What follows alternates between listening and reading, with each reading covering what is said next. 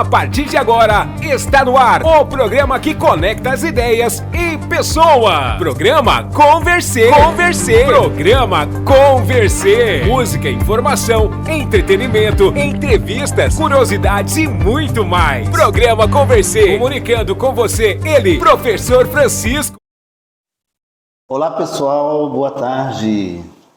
Hoje é dia 12 de agosto de 2023, o programa Conversê hoje vai tratar um tema bastante interessante, atual. Chama-se Desafios e Perspectivas do Sindicalismo e da Educação Superior Pública no Brasil. Lembrando que esse nosso programa ele tem o apoio das seguintes entidades, o SINTES, a CUT, a FETEMES, a ADUFEMES e o SINTRACOM. E hoje nós estamos aqui justamente na sede de uma das entidades importantes, de uma entidade sindical importante aqui no Mato Grosso do Sul. Nós estamos aqui na ADUFEMES, olha aqui, ó. ADUFEMES, o sindicato, não é isso, professora Mariusa? O sindicato dos docentes da Universidade Federal de Mato Grosso do Sul. Então, é uma satisfação muito grande estar aqui, porque com certeza essa entidade tem uma história, tem uma trajetória muito bacana, né? Eu já tive oportunidade assim, de participar de algumas atividades, embora eu não seja, digamos assim, professor da universidade, né? E se fosse, viu, Serginho, se eu fosse, com certeza eu estaria filiado a esse sindicato. Mas me sinto parte no sentido de uma consciência de classe da importância histórica que tem essa entidade em defesa da universidade, da valorização dos professores e professoras, mas, sobretudo, uma entidade que contribuiu e contribui em defesa da democracia e da justiça social.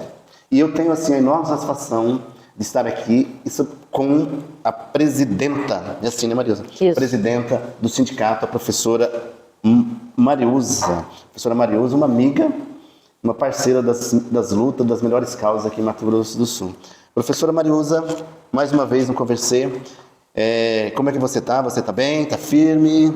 Ontem foi dia do estudante, Mariusa. Isso, exatamente. Eu falei isso para os meus alunos que eu estava trabalhando ontem. Eu os parabenizei, né? Eles queriam bolo, chocolate e tal, mas não deu. Você não, ficou para a próxima semana. Próxima semana. Isso.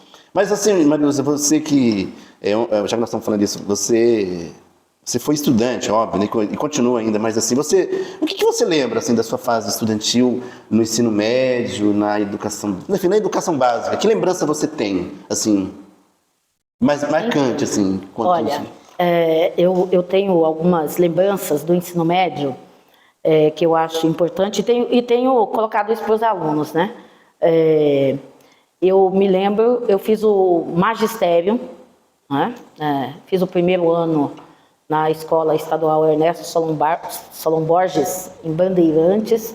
Depois eu vim para Campo Grande e fiz o segundo e o terceiro na Escola Estadual Arlindo de Andrade Gomes.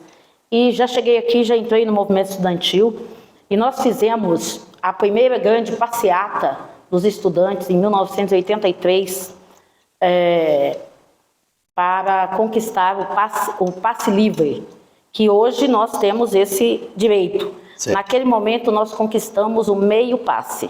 A gente pagava 50% da passagem de ônibus. Eram 3 mil estudantes subindo Afonso Pena, no final da tarde, ali na frente do Joaquim Murtinho, com velas nas mãos. As ruas eram escuras, né? Nós não tínhamos ainda iluminação de LED e tal, né? E 3 mil estudantes. Essa é uma cena que eu tenho assim muito viva na memória e fico arrepiada até hoje. E falo para os nossos jovens que o que nós temos hoje de conquista se deve às lutas que a gente vem aí travando ao longo dos anos. Que bacana, Mariusa. A gente não tinha combinado, né, isso, e não combinamos também o seguinte, a sua resposta foi um pouco assim também a fala que eu fiz ontem para os meus alunos lá no ensino médio, aqui numa escola. Eu falei assim, olha, eu vou falar uma coisa para vocês. Falei isso para meus alunos, falei assim, olha, eu me orgulho muito do meu passado enquanto estudante, sobretudo das lutas que nós fizemos. E falei para eles mais ou menos isso mesmo que você falou. Então, parabéns a você, acho que muito bacana. Pessoal, a Mariusa é professora então aqui na universidade, do sindicato e de outros movimentos, e também participa Que entidade você está participando, Mariusa, assim, em termos de representação? Eu sou conselheira suplente no Conselho Estadual de Educação, represento os movimentos populares, também represento a universidade no Fórum Estadual de Educação, sou também do Conselho Científico da Federação Nacional das Pestalozes. Legal. Mais algumas outras coisas aí que a gente vai participando, tá bom. E militante social e dirigente política também aqui. Bom, pessoal, então vamos aqui, continuando o nosso programa, vamos, Mariusa, falar um pouco da educação superior pública no Brasil. Tá? Bem provável que nós não vamos dar conta de tudo, mas eu gostaria que você, Mariusa, falasse assim, nós estamos aí praticamente 7 meses de um novo governo, né, do presidente Lula. Eu queria que você fizesse inicialmente um balanço, assim, sabe? Do que era a educação, o que foi encontrado em termos de hecatombe, de destruição, o que foi encontrado e o que você está avaliando enquanto dirigente sindical esses 6, 7 meses no tocante à educação superior no Brasil, né? Aí você pode destacar o que você gostaria. Bom, eu quero agradecer, não é, ao Conversê mais uma vez, Francisco, Serginho, por estar podendo usar esse espaço, né, para falar daquilo que nos é tão caro, que é a educação e, sobretudo, a educação superior pública. Nós vivemos aí, né, praticamente 8 anos de retrocesso, não é, porque a partir do momento em que a presidenta Dilma assume o segundo mandato, houve toda uma conjunção de fatores, não é, protagonizados pela direita brasileira, no sentido de que a presidenta Dilma não governasse. E vários problemas foram criados que culminaram, não é, culminaram no impeachment em 2016. Mas as universidades já vinham, não é, com um problema os problemas políticos que vinham sendo causados, não é, pela direita após perder as eleições de 2014, já vinham afetando as universidades do ponto de vista dos seus orçamentos. Porque uma coisa é um orçamento aprovado, não é? Outra coisa é a implementação desse orçamento, é a liberação de recursos. Então, se vocês forem olhar na página da transparência, a UFMS tem uma página sobre as finanças daqui da universidade, por exemplo, e que mostram isso. Tem um orçamento, nós tivemos contingencionamentos de recursos. A partir de 2017, altos índices de recursos não foram liberados ou foram direcionados para outras áreas. Então, nós estamos tendo, não é, grandes prejuízos na organização da universidade, não é? Do ponto de vista da criação de novos cursos. A universidade vem sendo pressionada, foi muito pressionada nos últimos tempos, para fechar cursos, especialmente cursos de licenciatura e da área de ciências humanas, deslocando esses cursos da modalidade presencial para a educação à distância. Nós entendemos que a educação à distância, da forma como ela vem sendo implementada, ela tem sido prejudicial à formação, não é? Porque nós temos um decreto de 2006 sobre o primeiro decreto que regulamenta a educação à distância no Brasil. Esse decreto, ele estabeleceu alguns parâmetros que estavam dentro das diretrizes para a garantia da qualidade da educação, que é um pressuposto da Constituição, não é? Mas a política que foi implementada nos últimos 4 anos, não é? Em especial, pelo governo do Inominável, que a gente tem dificuldades até para falar o nome, não é? Porque a universidade, a ciência, foi muito prejudicada, não só por essas questões práticas de liberação de recursos, não é? De se pensar a universidade voltada para a população, para a formação de profissionais com qualidade, não é? Com senso crítico, não é? Nós tivemos ainda a questão do estabelecimento de uma cultura de desvalorização da educação e da ciência. E isso a também impactou, né? Também impactou sobre a universidade, muito, não é? Essa confusão entre liberdade de expressão e ausência de observação dos parâmetros de convivência social, não é? Impactaram nas relações professor-aluno, nas relações entre colegas, não é? Trouxe aquilo que lá na ditadura era muito presente, que era a fiscalização, não é? De aluno com relação ao professor, de professor com relação ao aluno, de professor com relação ao professor, lamentavelmente. Isso foi muito incentivado, né, pelo governo passado, né? Uma política, assim, claramente autoritária, né? Autoritária. E Mariusa, e agora, né? Você falou essa questão dos recursos da universidade. Você acompanhou ontem que o governo federal lançou o novo PAC, novo Programa de Aceleração do Crescimento. Ele está chamando Desenvolvimento e Sustentabilidade. Está destinando, não está previsto para os próximos 3, 4 anos, Mariusa, e você falou muito bem que às vezes está no orçamento, mas na prática muitas vezes não acontece, mas pelo menos está previsto. Que é assim, creches, nós temos uma demanda para creche, você sabe disso. Investir em escola em tempo integral, modernização e expansão dos institutos e universidades. O previsto aqui, 45 bilhões em educação, ciência e tecnologia. Isso é um bom sinal? É isso que o movimento sindical dos professores e professoras da universidade está exigindo, está cobrando? Então, eu queria que você comentasse isso aqui e já falasse um pouco, então, sobre a luta organizativa de vocês. Mas esse primeiro ponto aqui, o que você avalia disso aqui? Bom, nós tivemos a experiência com os 2 PACs anteriores, não é? Eles foram programas produtivos, não é? Que nos trouxe a expansão da universidade. Nós estávamos num processo crescente, não é?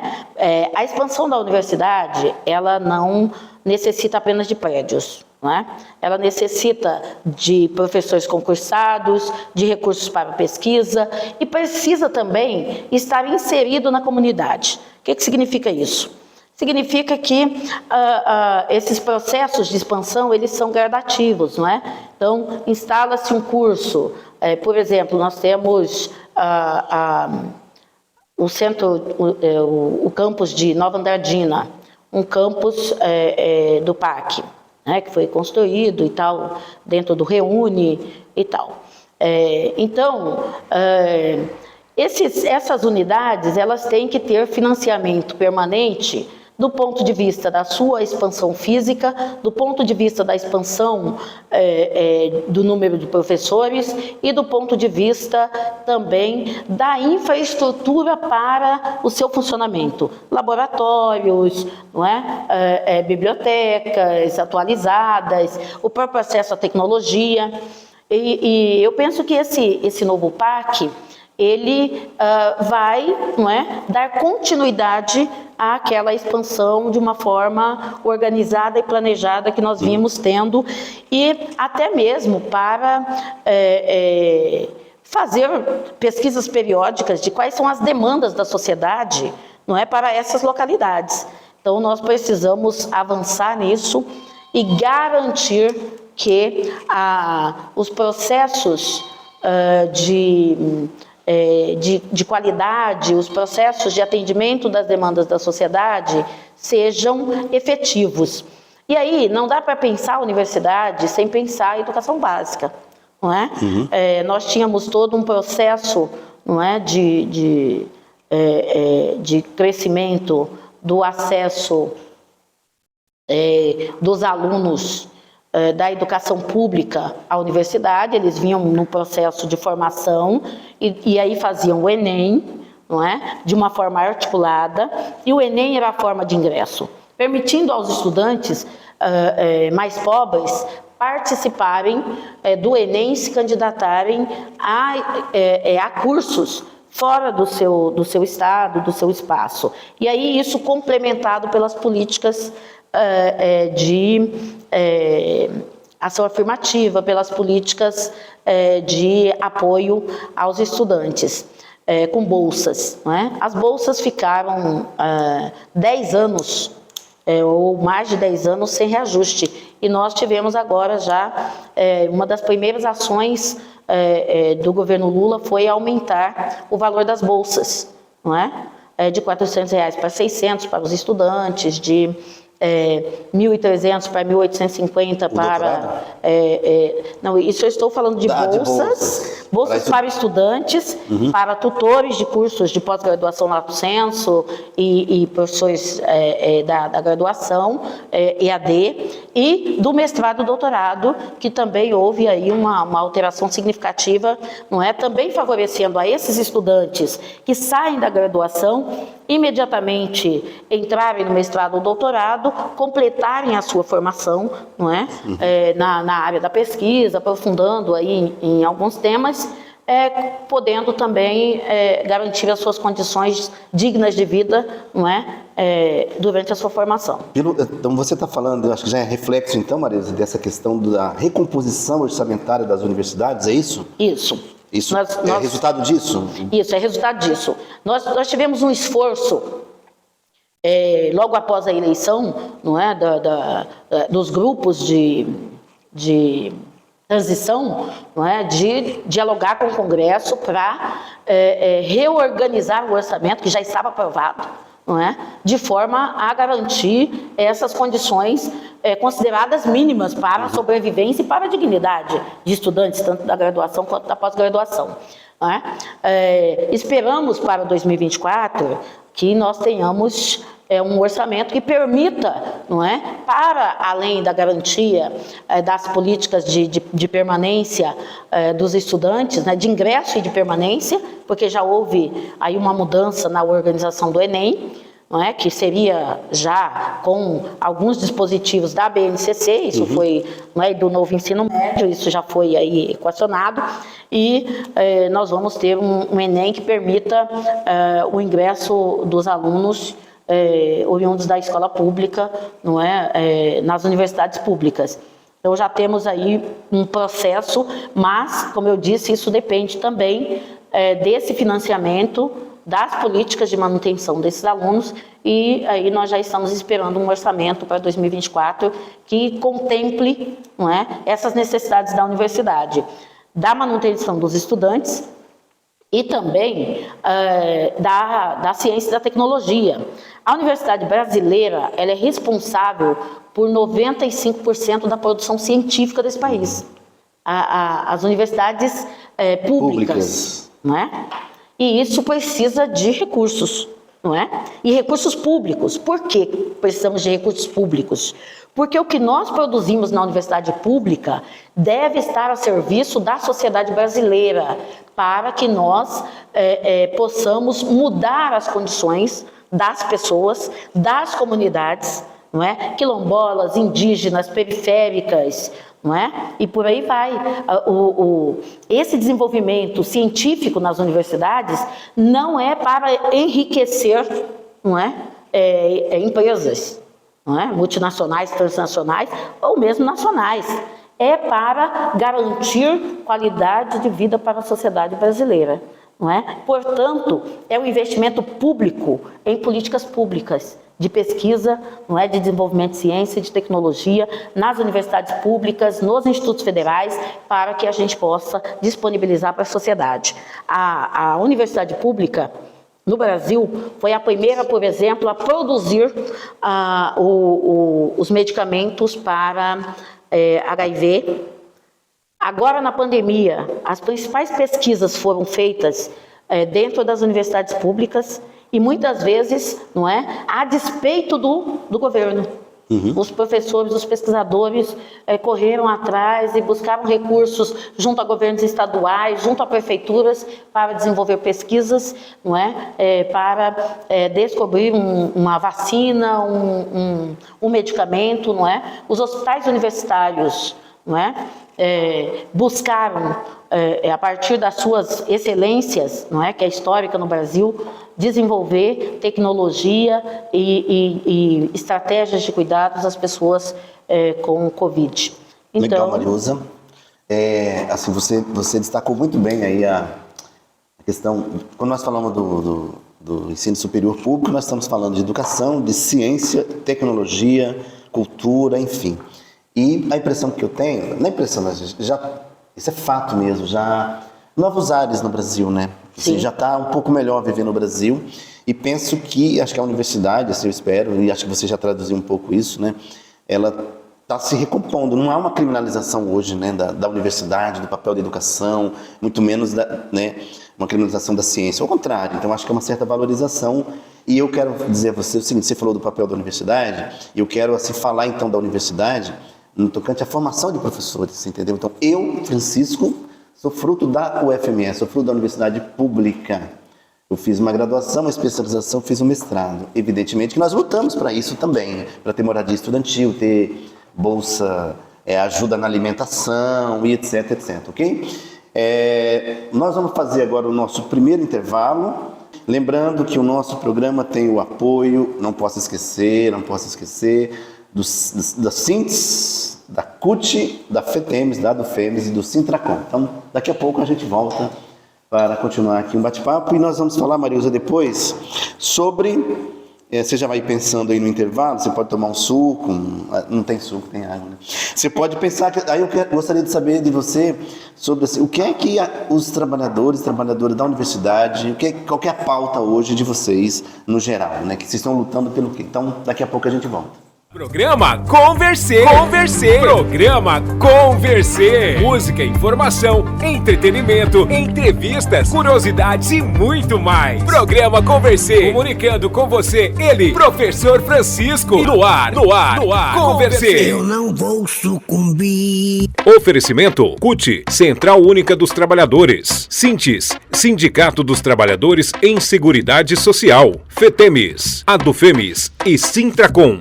Conversê, no ar, Conversê. Retomando aqui o nosso programa, lembrando que hoje é dia 12 de agosto, nós estamos falando aqui sobre os desafios e perspectivas do sindicalismo e da educação superior pública no Brasil. Nós convidamos aqui a professora Mariusa, professora aqui da Universidade Federal de Mato Grosso do Sul e atual presidenta do Sindicato dos Docentes aqui da Universidade Federal de Mato Grosso do Sul. A Mariusa já falou aqui, já fez aqui um estado da arte da universidade pública no Brasil, sobretudo no último período, os seus desafios. E Mariusa, nós mencionamos aqui que já está um pouco melhor viver no Brasil do ponto de vista da democracia, da liberdade e também de políticas públicas com vistas a garantir direitos, né? Eu acho que é isso, nada mais, nada menos do que está previsto na Constituição Brasileira de 88, que estabelece a educação como um direito, embora nós saibamos que ainda não tem acesso, milhares de brasileiros não têm acesso ao ensino superior no Brasil. Jovens e adultos e idosos também. Mas, Mariusa, nós estamos aqui no sindicato, eu gostaria que você falasse então nesse segundo bloco sobre a pauta do sindicato, dos docentes, na universidade pública, no Brasil, no conjunto, e aqui na UFMS. O que é que vocês estão assim, pautando, estão reivindicando, estão lutando aqui na universidade, no sindicato? Olha, nós tivemos esse período aí, não é? Um período muito, muito difícil para o movimento sindical brasileiro, né? Tivemos a reforma trabalhista, tivemos toda essa questão aí de desqualificação dos sindicatos, não é? E a questão da desqualificação dos sindicatos é um projeto internacional, não é? Um projeto do neoliberalismo que estabelece como seu princípio a questão do individualismo, da meritocracia, e isso acabou contaminando, não é? A organização sindical brasileira também. Nós tivemos muita dificuldade de mobilização nos últimos 4 anos.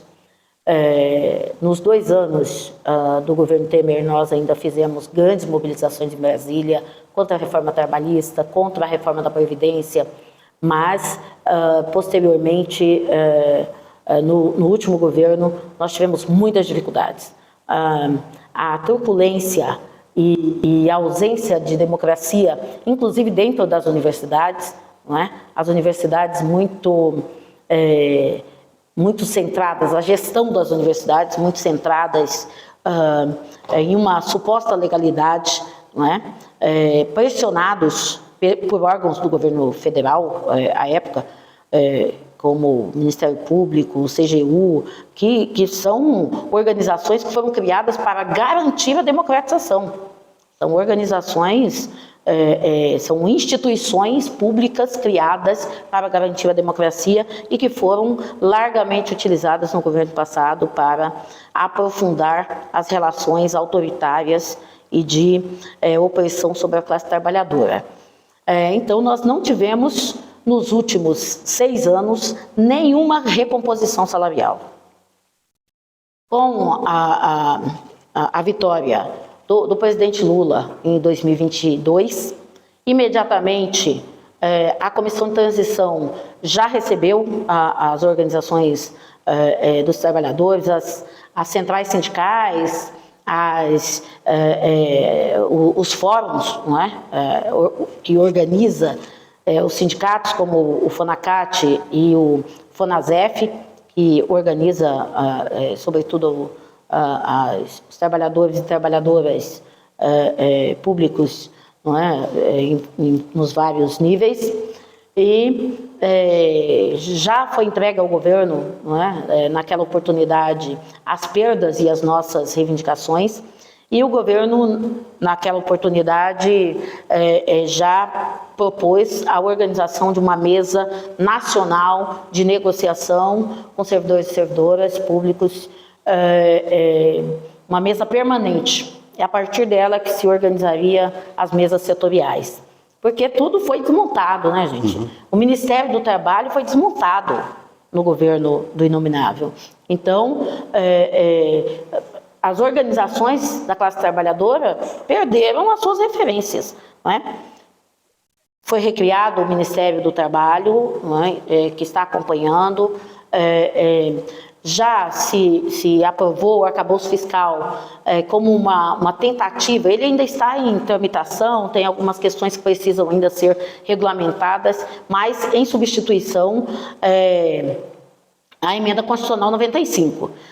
Então, essa já é uma das nossas demandas, a revogação imediata da emenda constitucional 95, a revogação da reforma trabalhista, a revogação da reforma da Previdência. Não é? E estamos na luta também pela revogação do novo ensino médio, que com certeza, em se mantendo esse novo ensino médio, isso vai se refletir também na educação superior, seja na entrada dos alunos das escolas públicas nas universidades, seja com relação à condição que esse aluno chegará à universidade, não é? Exigindo outros projetos para que os alunos tenham uma formação com a qualidade histórica que nós conquistamos para as universidades públicas, não é? Então, nós estamos também na luta pela revogação do novo ensino médio. Bom, com relação à questão salarial, nós vimos aí com uma perda em torno de 47%, 48% nos últimos 10 anos, não é? 40 aí? Em torno de 48%, 47%, 48% nos últimos 10 anos. Então, as primeiras conversas com o governo foi no sentido de um reajuste emergencial, não é? Uma recomposição emergencial, porque nós tínhamos aí perdas significativas e que o restante seria discutido posteriormente. Então, nós temos hoje uma perda em torno de 39%, recebemos os 9%, não é? Agora em maio, pagos a partir de junho, e temos hoje uma perda ainda de 39,52%. Está sendo negociado isso? Está sendo negociado, isso já foi protocolado. Assim, eu estou falando da categoria docente, 39,52%. Tem categorias, porque nós tivemos um parcelamento, a partir da greve de 2015, nós tivemos um parcelamento em 3 vezes, não é? Das perdas dos 4 anos, não é, de governo da presidenta Dilma. Então, nós tivemos 2015, 2016, 2017, uma recomposição, tá? Mas ainda ficaram perdas, não é, significativas. Então, hoje nós temos um percentual de 39,52%, foi apresentado à mesa de negociação com a possibilidade de parcelamento em 4 vezes, em parcelas iguais, mais a inflação do período.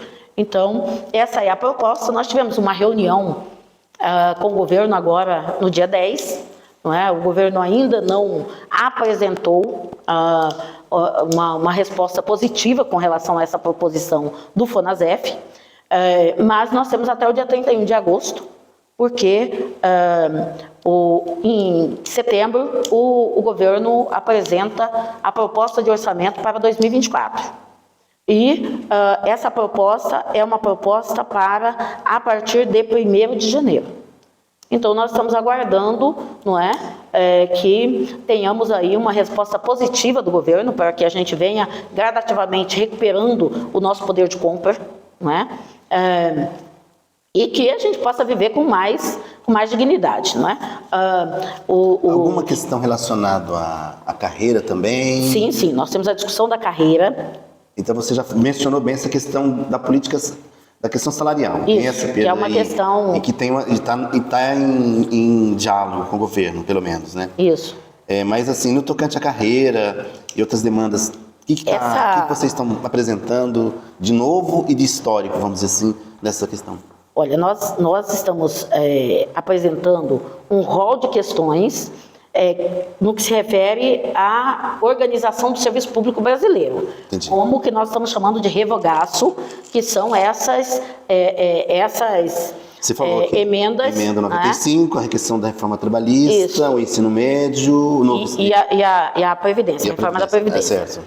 Então, essas são questões gerais. Entendi. Nós temos as questões específicas de cada carreira. Nós tivemos agora um reajuste no auxílio alimentação e no auxílio creche. Tivemos um aumento de R$200, não é? Nós estamos pedindo a equiparação do auxílio alimentação com os outros poderes, não é? Os outros poderes está em torno de R$4.000. O nosso agora foi para R$628. Explica para o nosso público isso. O que é isso? O que é esse auxílio alimentação para o docente da universidade? O que é? Então, isso faz parte de todo um processo histórico, não é, com relação aos servidores públicos. Quando da aprovação da Constituição Federal de 1988, os servidores públicos deixaram de ter as garantias da CLT, por exemplo. Tá? Então, nós não temos fundo de garantia, não é? Uhum. A tabela do PIS-PASEP não atinge a grande maioria dos servidores públicos, não é? Que é o PASEP, na verdade, que tinha o PIS, não é? Foi criado o PASEP. Então, para compensar, não é, essas perdas que os servidores públicos tiveram naquela oportunidade, os servidores públicos fazem jus à questão de alguns auxílios, né? Auxílio creche, auxílio alimentação, a aposentadoria era paritária, foi tirado agora com a reforma da Previdência, e a questão o termo usado que garante a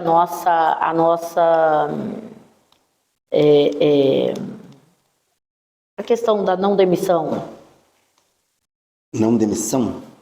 O servidor público ele não... A estabilidade? A estabilidade, não é? Após o período... A gente esquece, gente, a idade é algo complicado.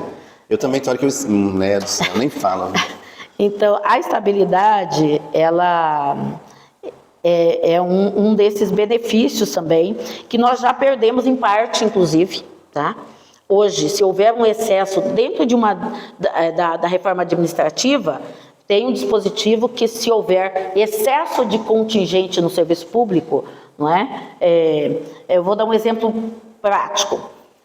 O censo mostrou que a população brasileira diminuiu. Então, nós temos menos crianças entrando na educação infantil e no ensino fundamental. Significa que daqui a alguns anos nós teremos menos crianças, né, menos jovens para ingressar na universidade. Então, nós teremos que diminuir, não é, o número de cursos. Então, nós poderemos ter um excesso de professores. Mas, veja, mas não seria justamente o contrário, assim, ter mais cursos, mais oportunidades, porque você tem toda uma demanda de pessoas que não têm acesso à universidade no Brasil. Exatamente. Não sei quantos por cento, se são 15, 20, quantos por cento hoje assim, tem? Que nós atendemos na educação superior. Olha, eu não tenho dados exatos aqui, não é? Até porque nós estamos defasados, né? Os últimos dados que nós temos são os dados do Plano Nacional de Educação em 2014, não é? Que a gente tinha uma média de 20% de estudantes brasileiros atendidos em educação superior. Desses, em torno de 5% nas universidades públicas, tá? Então, agora com o novo censo, a gente já deve ter um dado atualizado, mas que eu ainda não me inteirei dele, mas é um dado importante, inclusive para o novo Plano Nacional de Educação, que daqui a pouco acho que é importante a gente falar sobre isso. Mas voltando aqui à questão da estabilidade, hoje existem dispositivos de que servidores públicos podem ser demitidos. Antes, a única forma de demissão de um servidor público era um processo, né, administrativo em que fosse comprovada uma culpa, não é, relativa ao descumprimento de uma lei criminal, civil, não é, e administrativa. Agora existem outros dispositivos, então a nossa estabilidade ela hoje é relativa. Então isso é compensado com alguns benefícios. Então, por isso, nós pedimos hoje, nós temos um benefício alimentação, porque nós conquistamos agora, não é? Na recomposição emergencial, um aumento de R$200, era R$ 428. Agora foi para? Agora foi para 628. Quando eu entrei na Universidade Federal em 2011, já era 428. Tá? Agora foi para 628. No Poder Executivo e no Poder Legislativo é em torno de R$4.000. Uma diferença bem significativa. Não é? Então, essa é uma das questões gerais. As questões de carreira, e nós tivemos a carreira modificada em 2012, a nossa carreira ficou bem ruim. Em 2015 nós conseguimos dar uma ajeitada nela, mas nós precisamos retomar a questão da carreira. Mas a questão da carreira, ela vai ser tratada nas mesas setoriais. As mesas setoriais não foram instaladas ainda. Tá? Nós estamos definindo aqui a questão da recomposição salarial e depois nós vamos para as mesas setoriais discutir a questão da carreira. Nós temos uma proposta de carreira, é uma carreira com uma única linha no Olerite. Hoje nós temos duas, que é o valor básico e nós temos a retribuição por titulação. Nós queremos uma única linha, não é?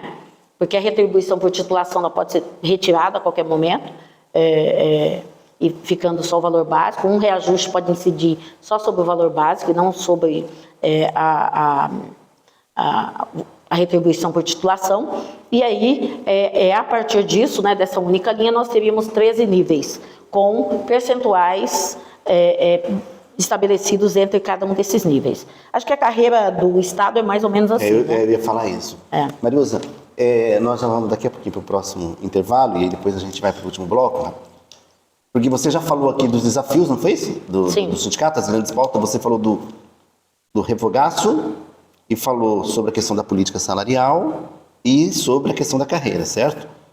Mas antes de finalizar esse bloco, eu queria que você falasse assim, aqui mesmo na universidade, né? Assim, tem alguma demanda específica assim que vocês estão pautando? Porque pelo que você falou, essas questões aqui se direciona muito ao governo federal, assim, é lá que, né, é claro que aqui é parte também disso, né, mas assim, tem algo assim muito específico aqui dessa universidade, da Universidade Federal, que, digamos assim, olha, nós protocolamos tal reivindicação na reitoria, tal e tal coisa, essa é a nossa, e nós vamos, né, enfim, tem algo que você possa falar antes de encerrar esse bloco? Então, olha, nós vivenciamos aqui na universidade também aí nos últimos 6 anos algumas situações bastante complicadas, não é, da ausência de diálogo, não é, com a reitoria. Nós tínhamos 2 subsedes, uma em Aquidauana, outra em Corumbá. Nós fomos despejados dessas subsedes.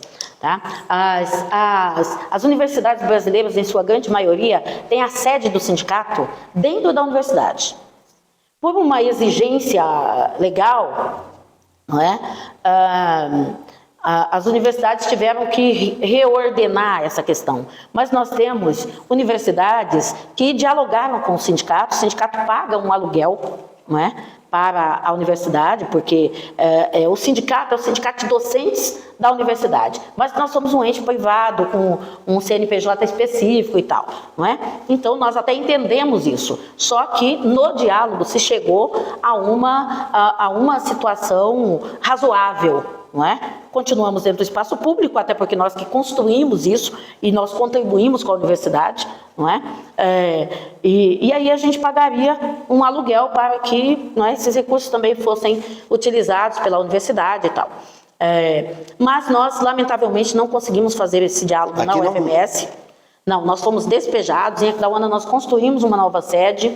Em Corumbá, que aconteceu agora recentemente, nesse ano ainda, não é? A universidade entrou na justiça e nós fomos literalmente despejados. Nós alugamos em Corumbá um espaço. O título foi o quê? Assim, professores e professoras são despejados da subsede da DUFEMES de Corumbá. Foi despejada por ação jurídica da reitoria da UFMS.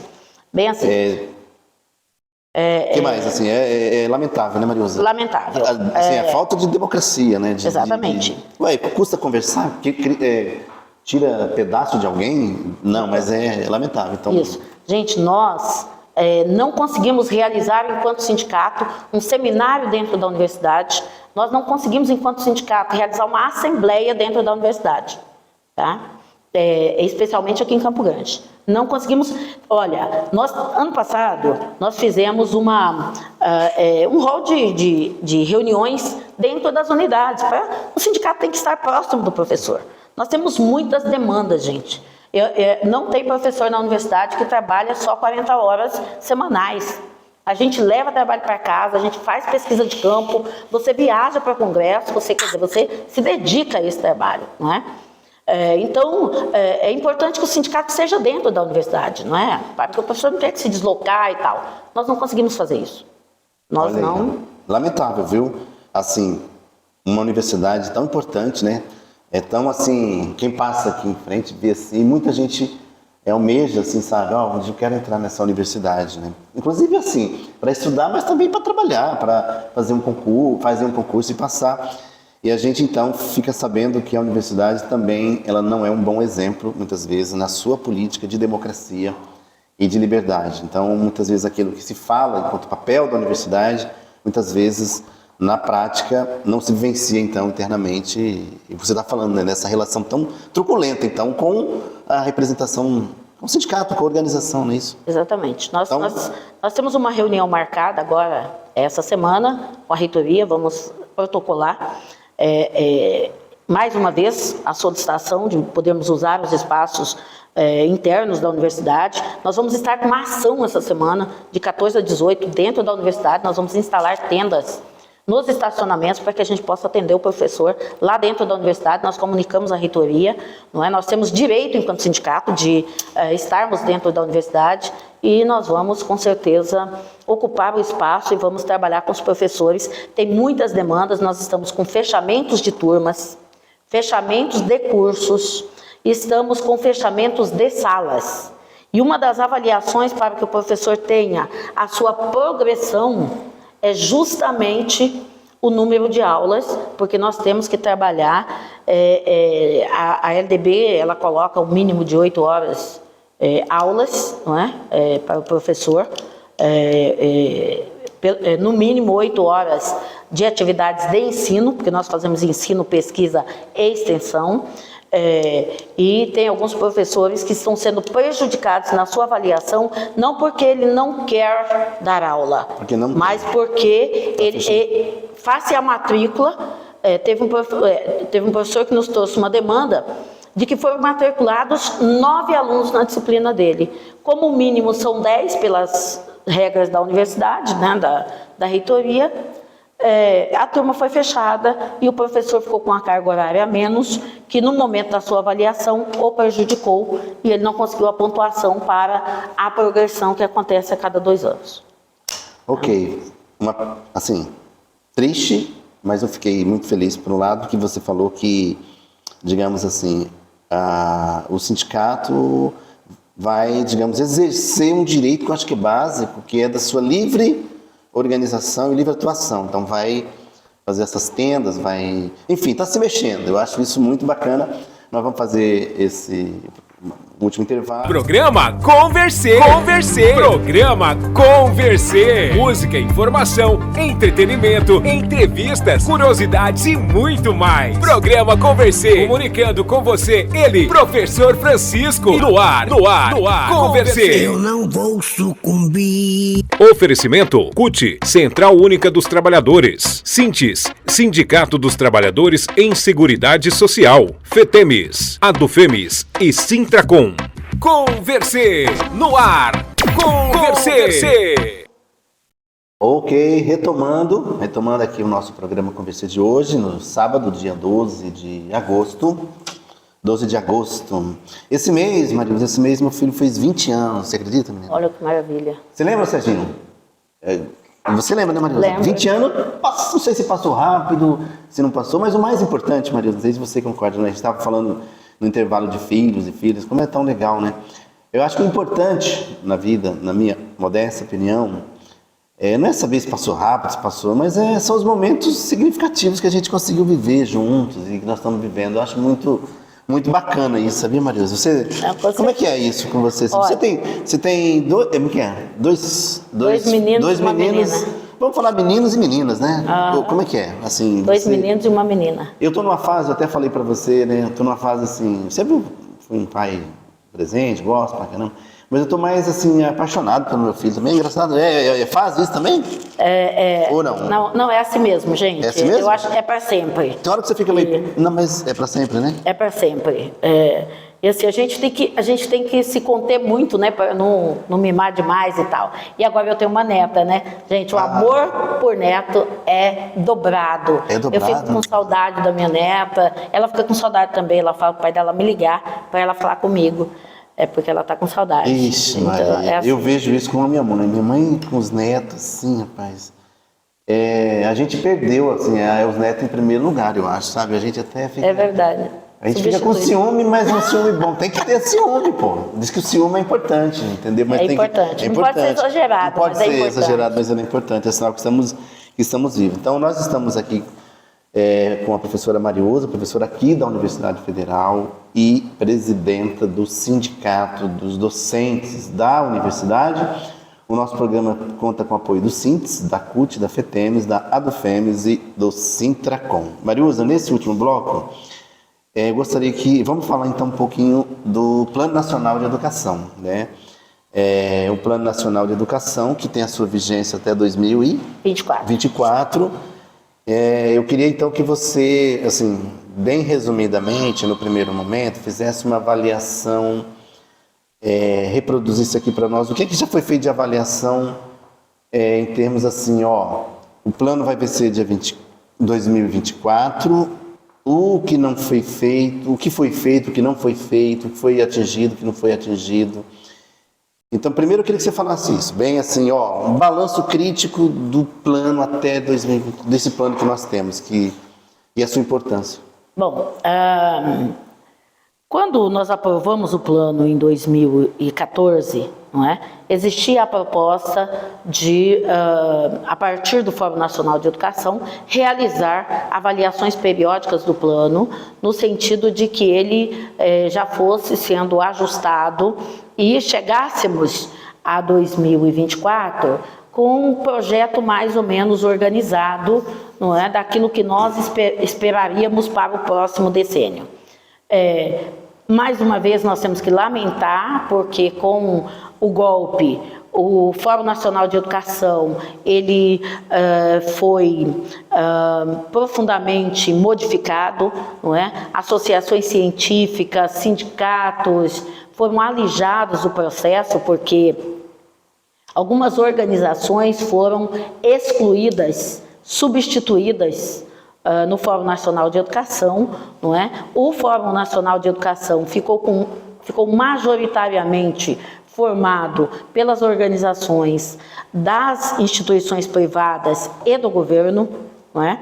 E isso acabou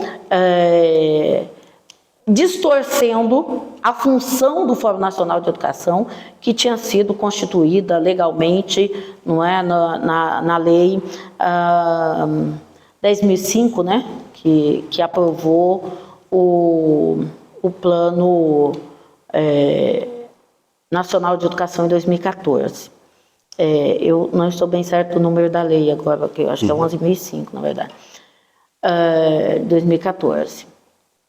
E com isso, nós constituímos o Fórum Nacional Popular de Educação, não é? Com várias organizações, e durante o ano os anos de 2021 e 2022, foram realizadas as discussões, tanto relativas à Conferência Nacional Popular de Educação, quanto à Conferência Nacional de Educação.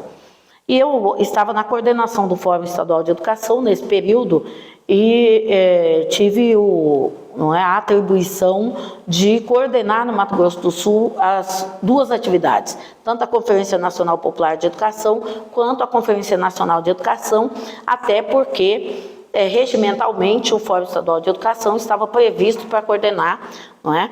Então, assim, foram momentos muito polêmicos, porque algumas instituições, em razão do retalhamento, da retaliação, não é, ao Fórum Nacional de Educação, não participaram dessas atividades, mas tanto o documento da CONAP quanto o documento da CONAI foram documentos críticos, não foram documentos que apresentaram propostas para o Plano Nacional de Educação a ser aprovado em 2023 para entrar em vigência em 2024, não é? No processo de transição. Então, o governo federal hoje retomou a Constituição original do Fórum Nacional de Educação e está chamando a CONAI. O Fórum Estadual de Educação do Mato Grosso do Sul já fez 3 reuniões para organizar a CONAI no Mato Grosso do Sul, iniciando agora no segundo semestre de 2023, propondo então os ajustes para o Plano Nacional de Educação, que estará vigente de 2025 a 2035, não é? Porque ele será enviado pelo governo em 2024. Uhum. A proposta é que ele seja aprovado em 2024 para entrar em vigência a partir de 1º de janeiro de 2025. Esse plano é muito importante, a gente conclama a sociedade, não é, a participar efetivamente do processo de discussão. A educação brasileira, ela precisa, assim, a nossa LDB, da mesma forma que a Constituição, sofreu diversas reformas, perdeu a característica inicial, não é? E nós temos que retomar algumas questões. E o Plano Nacional de Educação é esse momento de retomar princípios, de retomar estratégias, não é? Para que a gente tenha no próximo período... E nesse momento, como você bem falou, né, Mariusa? Esse momento histórico, é agora, né? É agora. E é agora mesmo. Quando a gente fala assim 2024, a gente pensa que é daqui... Não, é o ano que vem, é daqui... E já está... Como eu vou perguntar para você, o que já tem, assim, de articulação com vistas a essa retomada, né? Para a elaboração do novo plano nacional, enfim. E até quando tem que ser publicado, sei lá, divulgado? Então, a ideia é que a gente faça as conferências estaduais esse semestre, e que no primeiro semestre de 2024 nós façamos a Conferência Nacional de Educação. Quem está coordenando aqui?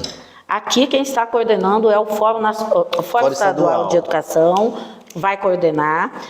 Já esteve essa semana reunido com o Conselho Estadual de Educação, Secretaria Estadual de Educação, DIME e tal. O Fórum Estadual, não é, que hoje é coordenado pelo nosso colega Onivan, da FETEMES, e o professor José Aparecido, que hoje está no CAPDV, eles estão à frente, não é? Mas nós temos os GTs do Fórum que estarão aí colaborando na condução do Fórum Estadual de Educação, né? Eu estou no GT de Educação Especial e no GT Observatório, que faz a avaliação de todos os dados para que a gente possa elaborar os nossos objetivos, as nossas estratégias para o Plano Estadual de Educação, o Plano Nacional de Educação e o Plano Estadual de Educação. Porque nós temos que realizar, antes da Conferência Nacional, a Conferência Estadual. Mas, então primeiro o Plano Nacional, certo? Sim. Depois, concomitante, que já contribui o Plano Estadual, e depois tem os municipais também. Os municipais também. Que aí, normalmente, o Plano Nacional de Educação, ele estabelece um prazo para a efetivação, não é, e aprovação pelas Assembleias Legislativas do Plano Estadual e as câmaras de vereadores do Plano Municipal de Educação, que, entrando em vigência a partir de 2025, o Plano Nacional de Educação, o prazo máximo de aprovação dos planos estaduais e municipais é 2025. Legal. Pessoal, nós estamos assim encaminhando aqui para o final do nosso programa, desse bate-papo, assim, que a gente começa... Aí, se brincar, a gente vai até mais cedo, né, Maria? Com certeza. Começa a falar e tal, né, Serginho? Mas a gente tem que... É apaixonante. Falar em educação. Falar da educação, falar da vida, encontrar as pessoas é muito bacana. Eu tô com essa sensação, assim, de que... Eu acho que esse período da pandemia, que, sei lá, fez um estrago em várias coisas nas dimensões da vida, eu acho que parece, não sei se eu estou enganado, a sensação de reencontrar as pessoas... E conversar, e falar, eu existo, eu tenho algo a dizer, porque não foi fácil, não. Mas, Mariusa, bem assim, bem livre mesmo, mas eu queria que você desse uma mensagem, assim, para alguns sujeitos, assim, sociais e tal, né, organizativos. Então, primeiro, para a sua base mesmo, né, o que você diria, inicialmente, para os professores e professoras da Universidade Pública, da UFMS, sendo filiado ou não? Uma mensagem para eles, para os estudantes e para por exemplo, para alguém que passa aqui em frente dessa universidade, olha para aquele trabalhador e trabalhadora, sabe, Serginho, da Moreninha, que ele passa assim, ele sai lá da Moreninha, eu tenho uma aluna, ela acorda, sabe que hora? 4 horas da manhã, todo santo dia, uma senhora, ela acorda, pega o ônibus lá na Moreninha e trabalha lá no shopping, parece, sabe, e ela falou assim, professor, eu passo em frente da universidade. Mas, enfim, eu fico emocionado com essas coisas. Mariusa, para os docentes dessa universidade, o que a nossa presidenta tem para dizer? Uma mensagem final aí, olha, inicialmente. Eu quero dizer, inicialmente, que o sindicato é o nosso espaço de garantia, de qualidade de vida, de condições de trabalho e também das nossas conquistas. Então, eu quero conclamar os nossos colegas para participarem das atividades do sindicato, conhecerem. Nós temos hoje 60% de professores da nova geração, não é? Para muitos deles, a universidade é o seu primeiro emprego. Então, venham para o sindicato, venham conversar conosco, não é? Porque é importante essa troca, não é? De quem já viveu a universidade, de quem já passou por um período autoritário, um período de democratização, retomamos um processo autoritário e agora estamos vivendo a era da esperança, não é? Então esse é o momento realmente de estarmos juntos e juntas, não é? Nos abraçando, conversando, trocando. Eu recebi aqui semana passada uma professora aposentada, já há mais de 20 anos ela é aposentada da universidade, ela veio aqui no sindicato e ela estava dizendo, olha, eu tenho tanto a dizer para a nova geração, Que massa. E eu quero que vocês me chamem para eu ajudar no sindicato.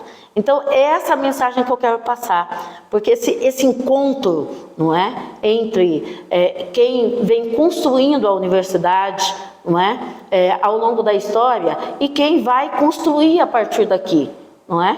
Porque nós estamos, eu já tenho direito à aposentadoria, inclusive, nós estamos, não é, indo para outros estágios da vida, mas é importante que esses que estão chegando agora conheçam o sindicato, saibam que as conquistas que nós tivemos até este momento, ela se deu pela luta. Pela luta. Pela luta. Ninguém nos dá nada, a gente conquista. Uma mensagem. E a gente conquista coletivamente. Legal. E uma mensagem assim para a população geral assim da cidade e sobretudo para essa senhora, dona de casa, trabalhadora, que está lá fazendo educação de jovens e adultos, e ela passa e vê essa universidade. O que você diria para ela e para as pessoas no conjunto na obra? Olha, eu também tenho até dificuldade de falar sobre isso, porque eu vim lá, não é, da classe trabalhadora, filha de pais camponeses, e a primeira vez que eu entrei nessa universidade foi no dia que eu fiz a minha matrícula. Porque eu fiz o vestibular, né? Que não foi aqui, era na escola, os vestibulares. Eu passei no vestibular e entrei nessa universidade com 17 anos para fazer a graduação. Essa universidade, ela é nossa. Então, nós não podemos entender isso aqui como uma estrutura que nos exclui. Pelo contrário, ela é uma estrutura que é nossa. Então, o filho da classe trabalhadora tem o direito de estar aqui. Nós temos alunos que fizeram educação de jovens e adultos e estão terminando o curso de graduação. Então, e tem sonho de fazer mestrado, de fazer doutorado, e eu quero dizer que eu tive esse sonho e eu realizei esse sonho. Muito não é? bem. Então, eu fui aluna dessa universidade, fiz mestrado, fiz doutorado, hoje eu sou professora dessa universidade. Eu pude, você também pode. Olha aí, você viu?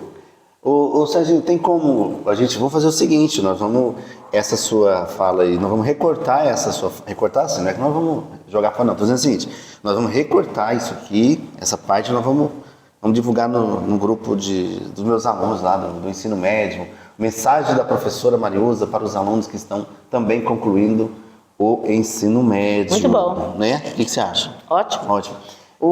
Para encerrar mesmo, o Serginho ali, a gente estava ali conversando, ele falou assim, o Serginho falou assim para mim, puta, eu tô precisando ler alguma coisa, tal, porque ele agora vai tirar tempo para ler e tal. Falou assim, pede para Mariusa, assim, acho que para encerrar mesmo, sugestão de um livro assim que você recomendaria, que você está lendo, ou que você já leu, que foi marcante na sua vida, que você recomenda para o nosso público. Nós vamos inaugurar isso agora no Conversa. Eu pensei isso agora, tô brincando, para encerrar então um livro assim, e por que você...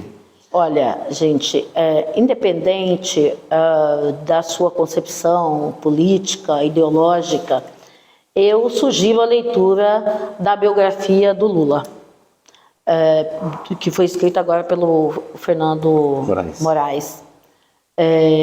Eu ganhei esse livro e foi uma leitura de férias, porque é uma leitura longa, densa. Foi um mês de janeiro que eu passei lendo esse livro. Esse livro, ele mostra para nós que viemos da classe trabalhadora que é possível, sabe? Esse livro mostra, assim, aquela pessoa que resistiu até a assumir esse papel, não é? De filho da classe trabalhadora que buscou, por meio das suas atitudes, mudar a sua realidade. Mas ele foi vencido pelos seus princípios e valores coletivos, de pensar, isso não é para mim, isso é para os meus companheiros que trabalham, não é? E que sofrem injustiças. A minha luta é uma luta pela justiça. Então, eu vou fazer isso, não é? E usou de todos os dispositivos necessários a isso. Não é fazer reuniões na sua casa, acolher as pessoas na sua casa. envolvendo ali a sua família em tudo aquilo, inclusive nos riscos que correu, não é? Porque contrariava interesses outros. Então, assim... Como é que chama o livro? O livro chama Lula. Lula, do Fernando de Moraes. Do Fernando de Moraes. Fernando Moraes. E é um livro que tá rolando por aí, não é? Mas se as pessoas tiverem dificuldade de ler um livro, é uma leitura densa, assistam o filme Lula, o Filho do Brasil. E assim, gente, não é porque o Lula, não é porque é do PT, mas é porque é uma história com a qual nós da classe trabalhadora nos identificamos. É uma história que nos chama e nos faz pensar. Ele fez, eu também posso fazer. Legal. Então, acho que assim, essa coisa de eu posso, não é? Que foi inclusive o lema da campanha do Barack Obama, que eu também li a biografia, muito interessante, não é? E tem também um vídeo que eu sempre passo para os meus alunos, só para fechar. Eu sou professora da disciplina de educação especial. Na minha primeira aula, eu passo o vídeo do Tony Melendes. O Tony Melendes é um jovem que foi vítima da talidomida e ele não tem os braços. E ele fala, assim, eu vejo uma pessoa que tem as suas mãos dizendo que não podem. Uhum. E ele termina o vídeo dizendo assim, vocês podem. Vocês podem. Então eu também quero terminar aqui a minha fala dizendo, vocês podem. Nós podemos. Muito bem, você viu aí? É isso mesmo, Mariusa. Eu quero, assim, agradecer a sua... primeiro, a sua hospitalidade, né? Nós estamos aqui, como eu falei, na sede do sindicato, na sede da ADUFEMES. É um nome interessante, ADUFEMES, mas é sindicato, né, Mariusa? É sindicato. Sindicato. A partir da Constituição de 88, não foi isso que exatamente. Transformou as associações em sindicato, não é isso? Isso, mantivemos a sigla, como é o caso da ACP, né? Como é o caso da CP. Mantivemos a sigla. Então, quero agradecer a hospitalidade aqui na sede do sindicato, eu me sinto muito, muito bem, muita vontade aqui. Quero agradecer a você pelo seu depoimento, pela sua capacidade mesmo, né, de sempre renovar, inclusive dar força pra gente, porque você tá bem, tá firme, tá tocando a vida e tá aqui num importante sindicato num momento tão desafiador de reconstrução mesmo das coisas, né? Isso. Que é parte da vida. Nós somos para os momentos também difíceis, né? Então é isso, tá? Lembrando que esse programa é apoio do SINTES, da CUT, da FETEMES, da ADUFEMES e do Sintracom. Nós queremos os próximos programas, Mariusa, fazer nos sindicatos, assim, sabe? Então a gente está meio que inaugurando aqui com você, aqui na sede do sindicato. Nós queremos depois conversar com os outros apoiadores para a gente fazer nessa agenda, com o pessoal. Lembrando que amanhã é dia dos pais, os pais biológicos, os pais não biológicos. Muitos lares são... Pais por escolha. Os pais por escolhas, mães que fazem vários papéis de pais, também tem de tudo, tá bom? Mas, assim, de coração, aqueles pais, assim, pais no sentido mais nobre do termo, que cuidam, que educam e que são exemplo vivo para os filhos e filhas, certo? Porque, olha, não tá fácil. Eu sou professor da educação básica e a gente vê o quanto, né, a ausência, sabe, de pais no sentido mais nobre do termo, beleza? Obrigado e até o próximo programa, dia 19. Nós já conversamos, né, próximo tema, beleza? Obrigado de coração e bom sábado e final de semana para todos e todas. E, Mariusa, obrigada. Valeu.